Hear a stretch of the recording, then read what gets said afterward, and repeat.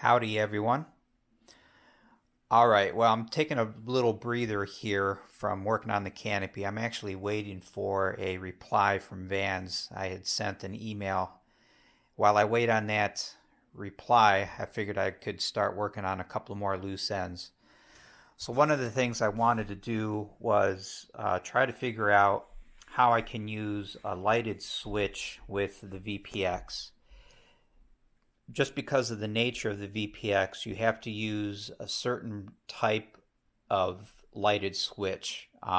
Most lighted switches they have three prongs for power and ground, and then the output to the device. Those will not work with the VPX. You have to have a lighted switch that has at least four connectors on the back.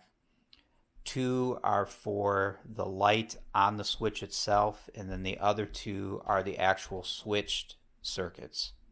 So I bought a bunch of switches, and I've been wanting to hook them up to a light source, hook them up to the VPX, get into the VPX software, and using the VPX configurator tool, I guess it's called. Um, just to go through the programming and see if I can actually get things to work. So here's what I've got. The first thing I had to do a little bit of research on the internet because the switches themselves did not come with any kind of a wiring diagram. So I had to find some information on the internet and basically figure out how to get the switch wired such that the switch will light up when the switch is active, and the lighted switch will turn off when the switch is deactivated. Wanting it wired that way, I came up with this wiring diagram that you see here. The other thing that I needed to do, I had to reference the wiring diagram in the actual VPX installation manual because it has specifics on wiring the switch with a diode, and this information is directly copied from the installation manual from the VPX. So with the lighted switch, like I said, you have to have a separate side of the switch for the light itself. The light that's actually on the switch has to be separate from the terminals that are switched. And like I said, on the switch side, you have to install a diode, and they talk about that in the VPX manual. So once I figured out how the switch itself needed to be wired, I got that wired up. So I know this is going to be difficult to see, but I've got the switch upside down mounted in a vise, and you can see that it's glowing green. So I've got power coming in from the battery to the power only powers the light on the switch. You do not want power coming back through the VPX. So this positive lead is just the power for the light on the switch itself. I got a piece of wire here that's connecting these two terminals together. Those are ground terminals.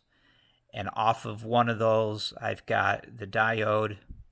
And then off of the other one, I have the ground back to the battery. And then I've got my Ethernet cord connected to the VPX so I can do the configuration. I've got power coming out of the VPX to the light source and then back to the battery. And again, this is all explained in the instruction manual for the VPX. I am not going to go into all of this in great detail at the moment, but up here on the computer,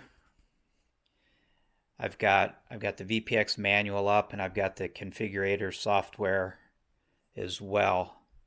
And this is what you use to program the VPX. So it's taken quite a while. Like I said, I had to do some research just to figure out how to get the stupid switch itself wired correctly, and then I had to, incorporate the VPX wiring, actually get it wired, make up the leads, find the diodes, blah, blah, blah, download the configurator from the internet, install it, and then do the configuration. So Anyway, like I said, I'm just taking a small detour here, trying to tie up some more loose ends while I wait on a email I had sent to Vans. Canopy stuff is coming along well, um, so steady as she goes.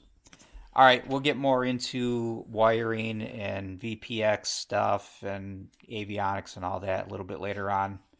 And when I do, I'll cover all this stuff in more detail. All right, talk to you guys later. Howdy, everyone.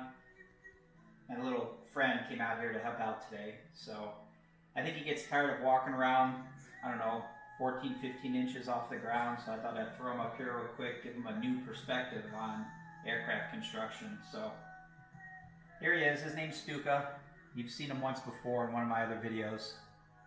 He's a rescue.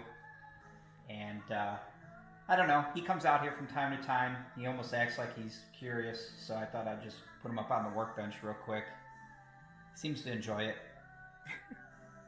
Or he's looking at me like, what are you, crazy? This is stupid. Get me off of here.